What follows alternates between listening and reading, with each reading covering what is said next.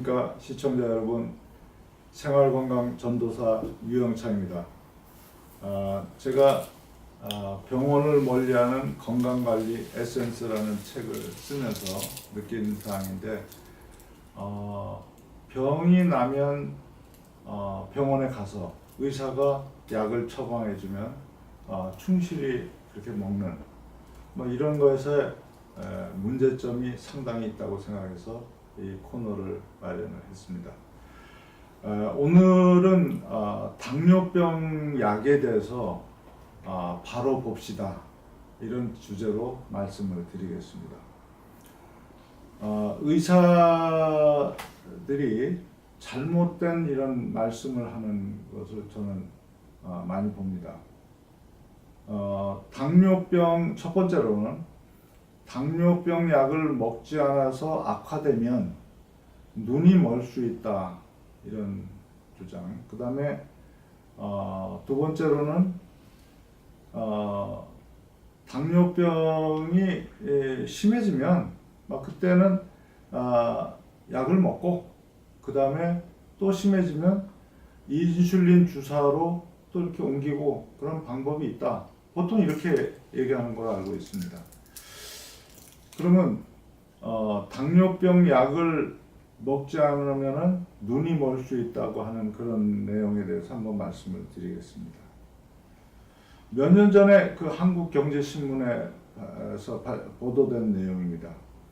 흰쥐를 대상으로 해서 우리나라 당뇨 환자의 40% 정도가 복용하는 DPP-4 억제제를 투여하는 임상 실험을 했는데, DPP-4 억제제를 투여한 쥐가 아무것도 투여하지 않은 것보다 2배의 망막 변성 발생률을 나타냈다 하는 내용입니다.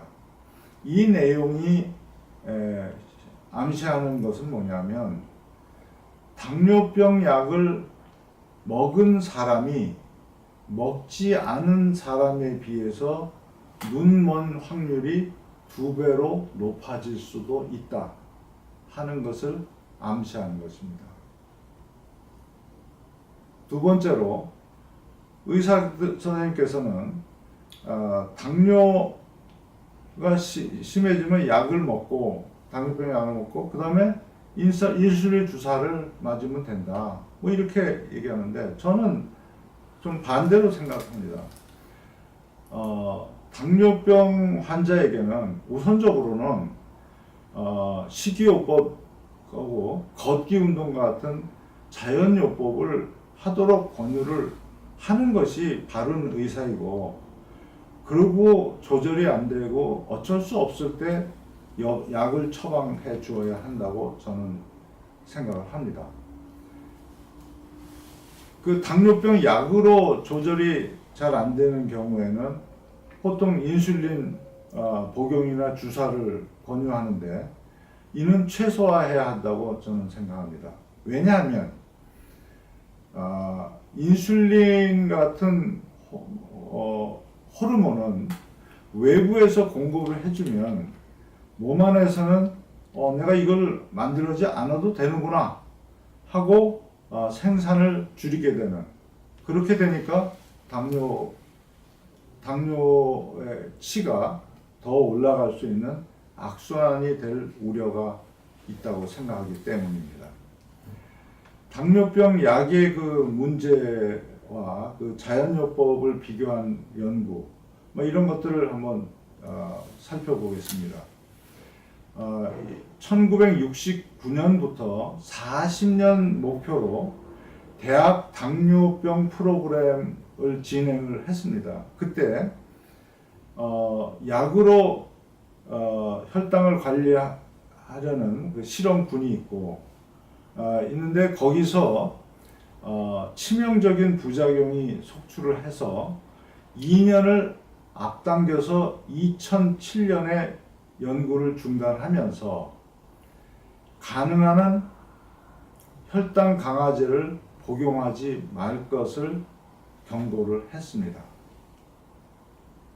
그 다음에 다른 예는 켄터키주에서 활동하고 있는 의사 제임스 앤더슨은 인슐린으로 혈당을 조절하는 제1형 당뇨 환자 25명과 제2형 당뇨 환자 25명에게 무가공 채식 위주의 식이요법을 실시했습니다.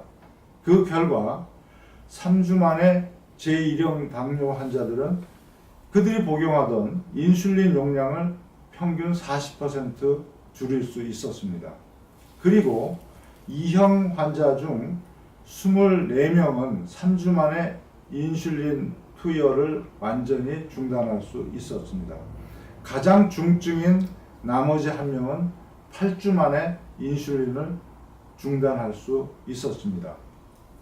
비슷한 예로 영양학자인 프리티킨도 채식 요법으로 26일 만에 34명 전체를 인슐린으로부터 해방을 시킨 예가 있습니다. 채식 위주의 식단은 기존의 당뇨병 식단보다 인슐린 민감성 개선 효과가 클 뿐만 아니라 LDL 콜레스테롤을 상당히 떨어뜨리는 것으로 연구가 되어 있습니다. 캘리포니아 거주하는 8만 9천 명으로 한 연구에서 밝혀졌는데, 이때 보면 준 채식주의자는 완전한 채식주의자보다도 당뇨병 발생률이 28% 낮았고, 생선 말고 고기를 전혀 먹지 않는 사람들은 당뇨병 발병률이 50% 낮았습니다. 계란과 유제품도 먹지 않는 그 채식주의자는 78%가 낮았습니다. 그리고 당뇨병에 걸린 또 다른 시험에서는 당뇨병에 걸린 남녀 13명의 대상의 연구에서도 7개월간 녹색 채소 및 다른 채소, 콩, 통곡물, 과일, 견과류, 씨앗류 등과 같은 식물성 음식들로 식단의 90%를 채우고 정크푸드와 기름을 섭취하지 못하게 한 결과 평균 당화혈색소가 8.2에서 정상 수준인 5.8까지 떨어진 사례가 있습니다. 또한 2008년에 발표된 아코드 연구에 의하면 당화혈색소의 수치를 6.5 이하로 철저하게 관리한 환자군과 7.5 정도로 느슨하게 유지한 환자군을 비교한 결과 6.5 이하로 철저하게 관리한 환자군의 심장마비로 인한 사망률이 보통 군에 비해서 35% 높게 나타났습니다.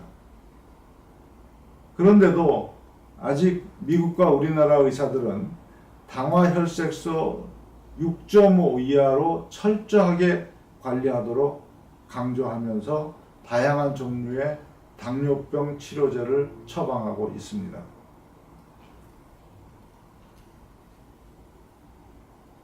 (1997년) 당뇨병 치료제로 7개월 만에 FDA 승인을 받은 리줄린이라는 약물은 2000년도에 미국 시장에서 퇴출될 때까지 매년 10억 달러 이상, 3년간 21억 달러를 벌어들였습니다.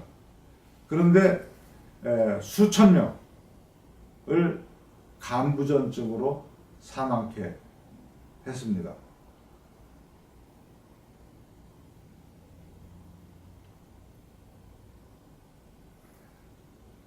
그 당뇨병 치료제가 합병증을 막아주는 것이 아니라 치명적인 합병증을 유발한다는 연구 결과도 있습니다. 2007년 뉴 잉글랜드 의학저널에 게재된 스티븐 니스의 연구에 의하면 1999년 FDA 승인을 받은 후에 세계적인 제약회사에서 생산되는 당뇨병 치료제를 복용해온 환자들의 기록을 분석했습니다. 그 결과 그 당뇨병 치료제를 복용한 사람은 복용하지 않은 사람보다 심장마비 건수가 3% 높고 사망으로 이어질 확률이 64%가 높다고 했습니다. 결국 그 당뇨병 치료제는 심장질환의 부작용이 크게 나타나면서 미국에서는 2011년 11월부터 처방을 엄격히 제한을 했고 독일, 영국, 프랑스 등 유럽에서는 2010년 10월부터 시판을 금지시켰습니다. 2012년 2월 미국 내과학회는 당뇨병 환자에게 1차적으로 권할 치료제로 부작용이 거의 없고 효과가 우수하다면서 메트포르민을 추천을 했는데 이것이 설사, 구토, 통증, 경련, 심부전증, 락트산증 등의 부작용이 3명에 1명꼴로 나타나는 것으로 밝혀졌습니다. 이 약은 특히 치명적인 락트산증을 유발시킨 것으로 확인돼서 FDA에서 1997년에 금지되었다가 어떤 이유에서인지 1995년에 다시 승인을 받았습니다. 뭔가 석연치 않은 구석이 있다고 생각하지 않으십니까?